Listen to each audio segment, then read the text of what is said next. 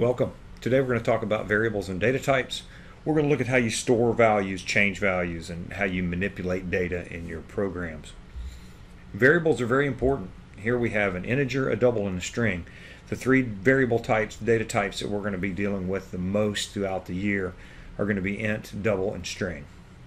Int store whole numbers, double store decimals, and string store words, letters, characters, symbols. You can put just about anything inside those quotes. And we'll go more into this as we go. When you're naming things, you need to be descriptive, and there's certain ways that you can name things and certain ways that you can't. We're going to look at an example in a minute, and we'll go through some problems that you can run into whenever you're naming things and identifying things.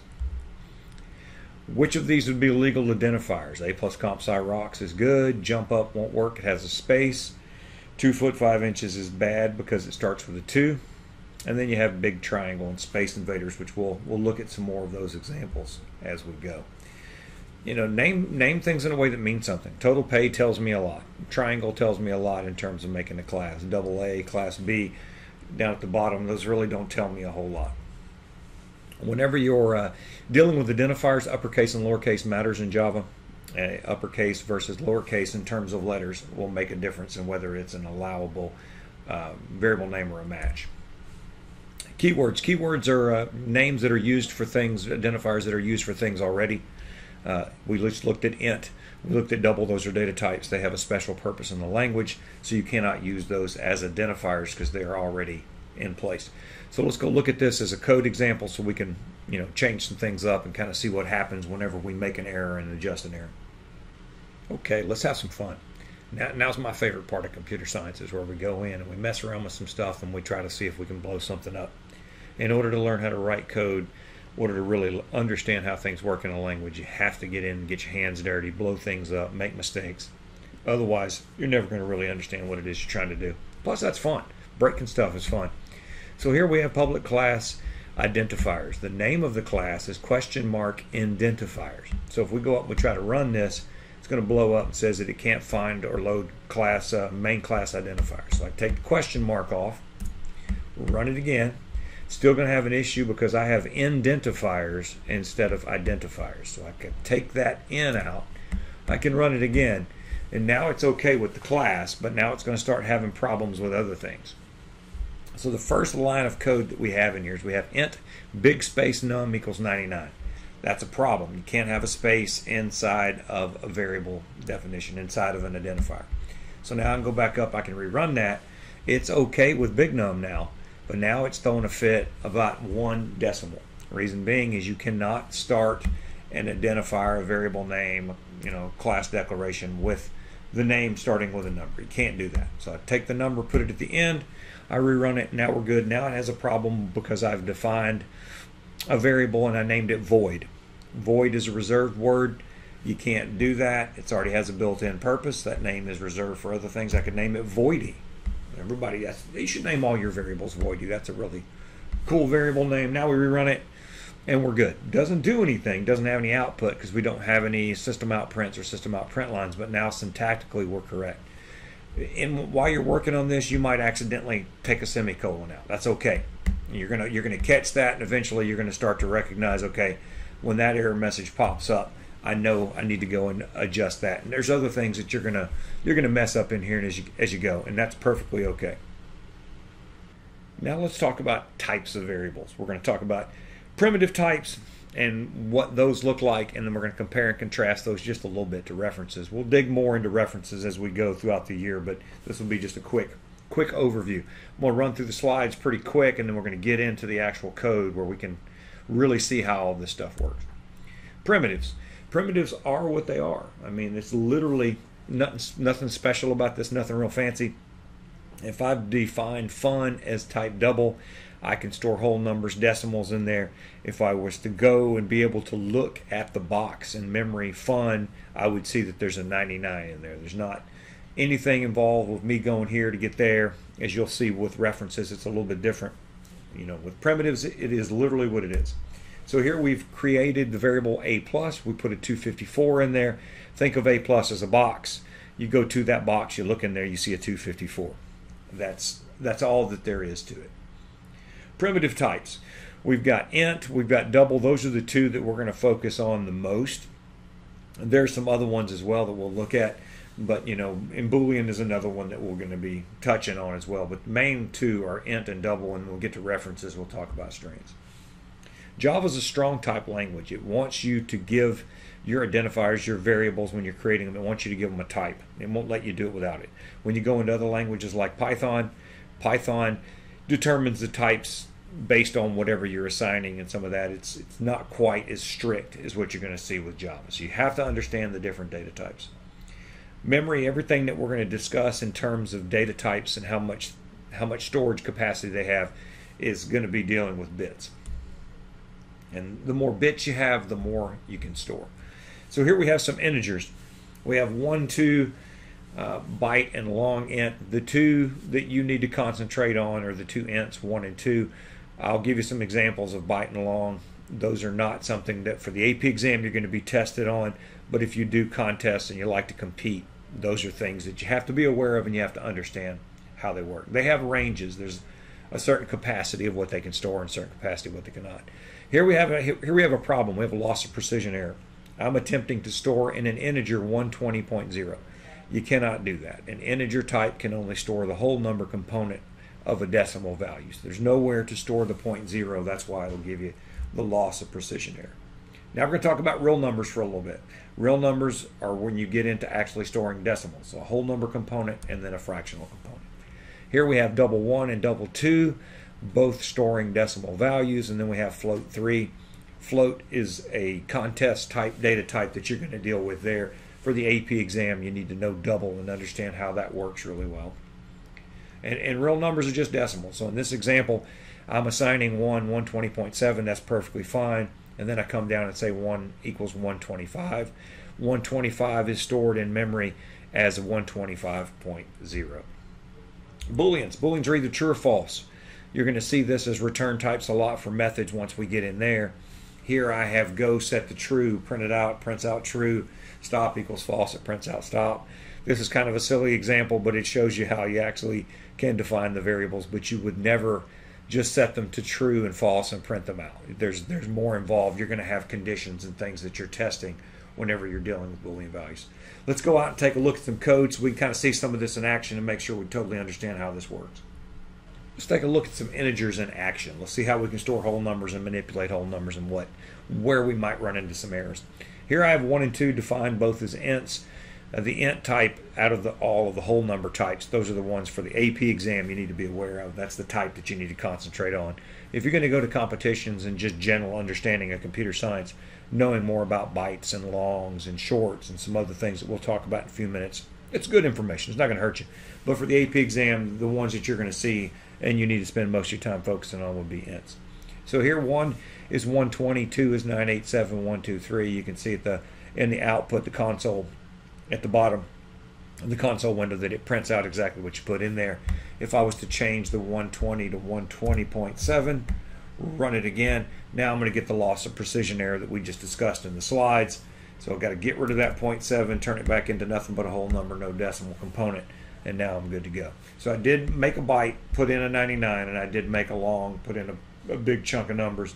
At the very bottom, I made an integer called 3. I set it to a very large group of 9s, which is okay. But when I run it, let me comment this line off real quick. Let's run it, and we'll notice that the big chunk of 9s were okay. But when it's running and I multiply that big group of 9s times 3, that is a bigger number than you can store in an integer. And so that great big number causes an overflow to occur, and you end up with an inaccurate number. And we'll talk more about the data type range towards the end of this discussion, and you can get a better idea how that works. But loss of precision is when you try to put a decimal number into an integer, and overflow occurs at runtime whenever you're trying to do a calculation that creates a value that's too big to be stored in that data type. If you thought integers were fun, you were in for a real treat, because doubles can store integers and decimals. It's 2 for 1 kind of deal here. So anyway, let's take a look. So in the code example, we have double 1, 99.57, and then double 2, 3217. It's okay to put a whole number into a decimal, into a double. It is not okay, as we saw with the loss of precision earlier, to put a decimal value into an int or into a whole number type. So anyway, either way it works. You can put lots of different values inside of a double where you couldn't do that with an integer. So, all right, scrolling on down in the middle, I got the same thing again. Enter double values are just fine. And at the bottom, for those of you that like to do the contest stuff, you can see that I've made a float. Floats store decimal values, but they require you to put a small f on there when you assign them, because Java treats every decimal value like a double, and a double is too big to store in a float. But that's just something for you to mess around with if you find that kind of interesting. And we'll talk more about those data type ranges in just a few minutes. Okay, characters are actually integer data types. When you're dealing with a character, you can store a character value in the character, or you can store a numeric value in the character. But when you print it, it's going to print out the actual character value. But behind the scenes, the character that you're assigning is represented by a number, it's represented by an ASCII value. And so you kind of have a little bit of an abstraction going on here, where the numeric component's kind of hidden away from you, and you can deal with just the character if that's what you want to do, if you don't want to actually have to deal with the numeric side. But it is cool to see that you can go either direction if that's the way you want to go. So here, it's an unsigned data type. It's 16 bits. And your ASCII values that you must know, capital A is 65, little a is 97, and 0 is 48. And we're going to be dealing with these off and on throughout this entire discussion. So abstraction. Abstraction is kind of like what we were looking at just a second ago, where you've got ASCII values behind the actual characters, and they're actually being stored as numbers and displayed as characters. It's a little bit of an abstraction. Also, the ASCII values, when you get right down to it, are actually stored in binary. So you have several abstractions going on. You got the characters to integer values, and then you got the integers to the binary values, which is just kind of a cool thing for you to understand. So there's some abstraction going on. And here's some more of the ASCII values for you to be aware of. And in this example, this one's kind of cool because I'm actually manipulating the characters by doing some math with the characters, which is kind of interesting. And that just goes to show you that there's actually a number behind capital B. And so the capital B number would be 66, and if you add a 1 to it, you get a 67. So just something for you to actually, mess around with a little bit. It's interesting trivia. Now, references. We're not going to do a whole lot with references here. It's going to be just kind of a quick overview. But as we move along in the video sequence, we're going to talk more about references and how they work. References are a little bit different than primitives. With a primitive, you went to a box and you found the value that you put in the variable. With a reference, you go to the box and you find an address that takes you to another box, which actually has the value in it, right? So it's kind of a two-step process. I got to find the address and go to the address to actually get the value. So we're going to go much deeper into much greater detail with this later on in the year. So here I made a couple strings, A plus and buddy. In A plus, I put hello world. So when I print out A plus, that's what I get. And in buddy, I put woot with a bunch of backslashes. And I don't know if you remember the other video, backslashes are pretty cool. If you're looking for some entertainment value, backslashes, that's just where it's at in computer science. So here I put a couple hundred backslashes, and then when I print them out, you see 2 backslashes equal 1. So this is going back to those escape sequences that we were talking about in the prior video. So let's go take a look at this in some code. I don't know about you, but characters are pretty exciting. The fact that I can do math with letters, doesn't get much better than that. But anyway, I got alpha set to capital A, I got ASCII set to 65, and I've got sum set to B plus 1. So when I go in and start running this, let's run this real quick. I have AAC 67 and 70. So alpha was given an A, prints an A. ASCII was given 65 and prints an A. And it does that because there's numbers, there's ASCII values behind the letters, but when it actually displays, it converts that ASCII value into the actual, letter that you see, so that it actually looks like a character rather than a number. So, and you can do some math. I added a 1 to B and I got C. Down here in the output though, if I do math inside of the print line, it actually prints out the number. It doesn't actually do the character conversion whenever you're manipulating it inside of a print line. So just some stuff to mess around with. You could come in here and you could change this to a D, and then obviously you're going to get a different ASCII value and you're going to get a different result. So now let's take a look at strings while we're here. Here are the strings that I defined. just a second ago. So you can see I've got hello world and I've got woot, and it prints out just like it did in the slides, but we're going to make some changes to this so we can see it. I'm going to come in here in the print line and I'm going to put a plus and I'm going to put the character capital A. Now when I run this again, it's going to concatenate hello world and put a capital A at the end of it, which is really kind of a cool thing to see. I can come in here, I can put a number in here like 99, move that over just to make it a little easier to read. I can run it again and now get the 99. If you remember the video that we looked at, if you do math after a string, it basically converts those numbers into strings, and instead of actually performing the calculation, it just gives you those as string values. And once again, look at all these backslashes. I can go in here and I can add a few more. Now if I get an odd number, it's going to blow up. Oh, I got lucky. But anyway, you can see that this is fairly interesting and just some stuff that you need to come into these examples and add and remove to make sure that you totally understand what's going on. All right, we're going to wrap up discussing assigning some values and then looking at some data type ranges to make sure that we understand how that works. So when you assign a value, you take a variable and an identifier and you give it a value. So here I am assigning a plus 57, and then I assign a plus 239423. When I declare a variable, and that's all I'm doing, I can give it the type and the name. When I'm declaring and assigning it, I give it the type and the name and the value. If it's just an assignment, there's no type on there.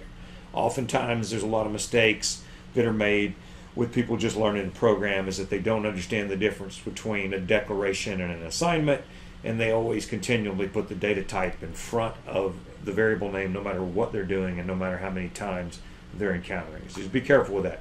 Declaration and assignment, those are different steps, different processes, and you need to know the difference between those.